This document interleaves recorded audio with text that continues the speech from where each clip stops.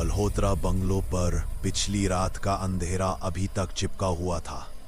ईशान के गायब होने के बाद इस घर की सांसें भी बदल गई थी, जैसे दीवारों को भी पता हो कि इस कहानी का सबसे बड़ा सच अभी तक जिंदा है।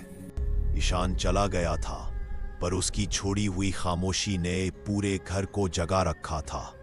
और सबसे ज्यादा परेशान करने वाली बात यह थी कि राइवल कंपनी ने भी साफ मना कर दिया कि उनका इस खेल से कोई लेना देना नहीं। पर सत्यजित उन लोगों में से नहीं था जो पर्दा देखकर रुक जाए। उसके लिए हर राज एक चैलेंज होता था, एक डर नहीं। वो थन चुका था, इस खेल का अंत देखकर ही रहेगा। पुलिस स्टेशन में अडॉप्शन एजेंसी का मेडिकल रिपोर्ट आया, एकदम साफ। ईशान 8 साल का, किसी भी अनोमली का कोई रिकॉर्ड नहीं। जिस बच्चे को उन्होंने बावना समझा था, उसके खिलाफ कोई सबूत ही नहीं था। डॉक्टर गायब, एड्रेस खाली। नेबर्स कहते हैं कि वो 3 रात पहले ही डर कर भाग गया। सत्यजित उस रिपोर्ट को देखकर समझ गया था, यह पेपर असली नहीं, यह सच को ढक देने का एक तरीका था। उस रात बंगलो के स्टडी रूम में सत्यजित बैठ के घर का ब्लूप्रिंट देख रहा था। लाइंस, कॉर्नर्स, सिमेट्री, सब कुछ परफेक्ट था। पर तभी उसके दिमाग में एक तस्वीर फ्लैश हुई। ईशान शांत बैठा हुआ, बिल्कुल इसी तरह का ब्लूप्रिंट बना रहा था। एक बच्चा इस एक्यूरेसी से डिजाइन नहीं बना सकता, पर कोई ट्रेन्ड आदमी बना सकता है। ब्लूप्रिंट में एक जगह एक अजीब सी खाली स्पेस थी, जैसे घर के अंदर एक हिस्सा छुपा हुआ हो। अगली सुबह वो साबिने के रूम में गया, अलमीरा को जोर से धक्का दिया और पीछे एक ठंडी हवा ने उसका स्वागत किया। एक सुरंग, खुफिया, पुराना, और सबसे बड़ी बात, इसका पता घर में सिर्फ एक आदमी को था, साबिने। पर ईशान को कैसे पता चला? ये सवाल सत्यजीत का पीछा नहीं छोड़ रहा था। अगला सैटरडे रात के 2 बजे वही पत्थर, इस बार एक लिफाफा, अंदर एक औरत की तस्वीर, पीछे एक नाम, श्रुति वर्मा। तस्वीर देखते ही साबिने का चेहरा सफेद पड़ गया। घर में एकदम से हवा रुक गई, जैसे कोई पुराना सच टेबल के ऊपर आकर बैठ गया हो। सत्यजीत को अब सब कुछ समझने में देर नहीं लगी। ईशान हमेशा उनसे एक स्टेप आगे था, और अब उन सब के सामने एक राज था। एक राज जो मल्होत्रा फैमिली के दिल तक जाते हुए किसी तीर की तरह चुभ रहा था। इन्वेस्टिगेशन ने सत्यजीत को पुरानी दिल्ली के अंधेरे में ढकेल दिया। जल चुके हॉस्पिटल रिकॉर्ड्स, भ्रष्ट अडॉप्शन फाइल्स, पुराने रजिस्टर जहां नाम मिटा दिए गए थे, और लोग जो सच बोलने से डरते थे।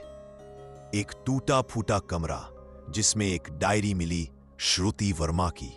डायरी के लास्ट पेज पर एक लाइन थी, मेरा बेटा कभी अकेला नहीं पड़ेगा। नीचे एक छोटे ईशान का स्केच बना हुआ था। उस स्केच में जो आंखें बनी थीं, वो किसी बच्चे की नहीं, किसी सर्वाइवर की थी। अब सत्यजीत को समझ आ गया, श्रुति कोई आम औरत नहीं थी, उसकी जिंदगी तोड़ दी गई थी, और ईशान उस टूटी हुई जिंदगी का परिणाम था। एक परिणाम जो अब बदला बन चुका था। रिकॉर्ड से कंफर्म हुआ, श्रुति वर्मा ईशान की मां थी, और उसके फादर कॉलम में लिखा था नॉट मेंशन्ड। पर अडॉप्शन फाइल्स के एक पुराने एनवेलोप में एक नाम था, एक नाम जो सब कुछ पलट देता है, साबिने मल्होत्रा। ईशान उनका नाजायज बेटा था, एक बच्चा जो इस घर से कभी एक्सेप्ट नहीं किया गया, एक बच्चा जिसे नाम नहीं दिया गया, एक माँ जिसका दर्द किसी रजिस्टर ने कभी रिकॉर्ड नहीं किया, और एक बेटा जिसने अपनी माँ का इंतकाम दिमाग, प्लानिंग और साइकोलॉजिकल गेम के साथ लिया। राइवल कंपनी सिर्फ एक पॉन थी, असली मास्टरमाइंड ईशान था। रात को घर का हर स्क्रीन अचानक ऑन हो गया, लाइट्स ब्लिंक हुई, सीसीटीवी प्लेबैक चलने लगा, जैसे घर का सिस्टम ईशान के कंट्रोल में हो। स्क्रीन्स पर एक पुरानी वीडियो चली, श्रुति हॉस्पिटल बेड पर, हाथ में छोटे ईशान का हाथ पकड़े हुए, आंखों में आंसू, पर वॉइस में एक अजीब सी हिम्मत। बेटा, किसी दिन तुझे अपना हक मिलना ही चाहिए। और स्क्रीन पर एक शब्द दिखा, चेकमेट। उस एक शब्द ने मल्होत्रा फैमिली को अंदर से हिला दिया। सब ने टूटकर चेयर पर गिर गया। मालिनी रो पड़ी, रोहित गुस्से में कांप रहा था और सत्यजीत चुप था। उसकी आंखों में एक अजीब सा शौक, एक अजीब सी रिस्पेक्ट थी। आखिर एक 24 साल के लड़के ने पूरी मल्होत्रा डायनेस्टी को घुटनों पर ला दिया था। घर के कॉरिडोर में हवा चलने लगी, लाइट्स धीरे धीरे डिम होने लगी। वहां एक छोटी सिलुएट खड़ी थी, बिल्कुल वैसी ही हाइट, वैसी ही स्टिलनेस जैसे ईशान। बस उसका चेहरा अंधेरे में छुपा हुआ था।